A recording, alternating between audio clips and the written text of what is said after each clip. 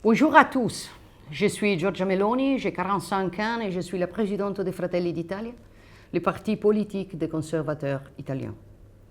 Depuis plusieurs jours, je lis des articles dans la presse internationale sur les prochaines élections qui donneront à l'Italie un nouveau gouvernement, dans lesquels je suis décrit comme un danger pour la démocratie, pour la stabilité italienne, européenne et internationale.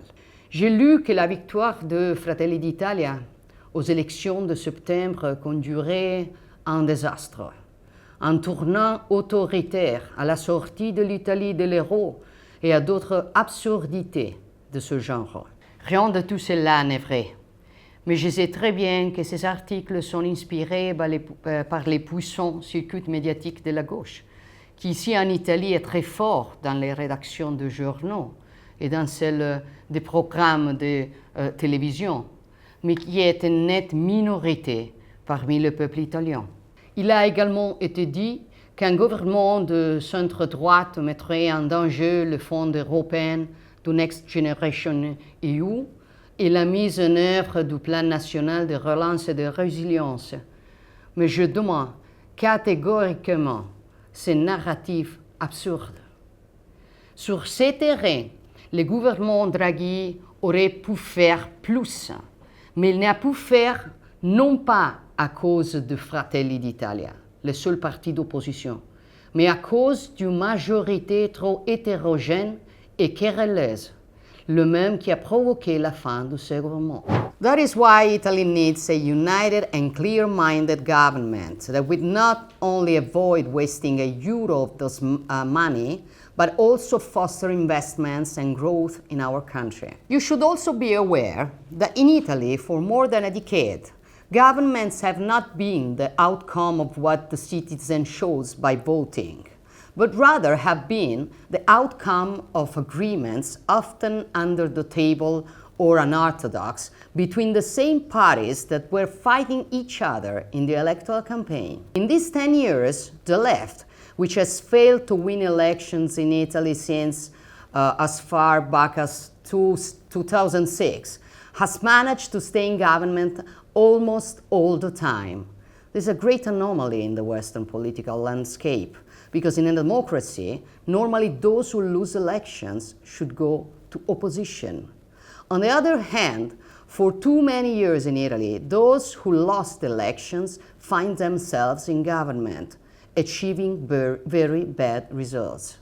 In this decade, our nation has experienced an unprecedented social and economic decline, with a progressive deterioration of public finances, the quality of life of citizens, and the competitiveness of our businesses.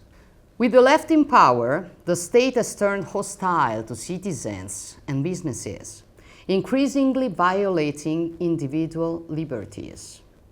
Yes, freedom. Freedom is for us the most precious wealth. This compass guides our historical judgment. The Italian right has handed fascism over history for decades now, unambiguously condemning the suppression of democracy and the ignominious anti-Jewish laws. And equally unambiguous, of course, is our condemnation of Nazism and communism, the latter being the sole totalitarian ideology of the 20th century that still is in power in some countries, surviving its tragic failures, and that the left has a hard time condemning, perhaps partly because it has received generous funding from the Soviet Union for decades. En la misma brújula de la libertad orientamos nuestro posicionamiento sobre los hechos del mundo actual, en el que nos oponemos enérgicamente a cualquier deriva antidemocrática, con palabras de firmeza que no siempre encontramos en la izquierda italiana y europea. Hoy esta izquierda está aterrorizada porque en las próximas elecciones los italianos puedan optar por el cambio representado por Fratelli d'Italia.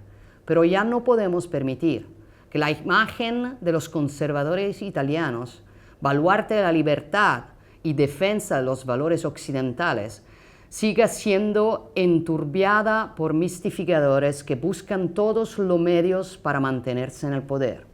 Durante años también he tenido el honor de presidir el Partido Conservador Europeo, que comparte valores y experiencias con los Tories británicos, los republicanos estadounidenses y el Likud israelí. Nuestra posición en el campo occidental es clara y cristalina, como hemos demostrado una vez más, al condenar la brutal agresión rusa contra Ucrania y contribuir desde la oposición a fortalecer la posición italiana en Europa e internacionalmente.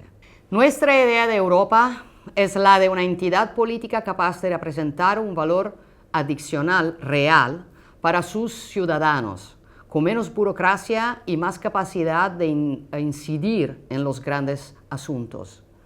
¿Qué queremos para el futuro de Italia? Queremos que vuelva a ser esa nación grande, dinámica e innovadora, apreciada en todo el mundo, que ha contribuido a hacer grande a Europa. Somos personas leales, honestas, decididas, y estamos listos para marcar el comienzo de una nueva temporada de estabilidad, libertad y prosperidad para Italia, le guste o no a la izquierda.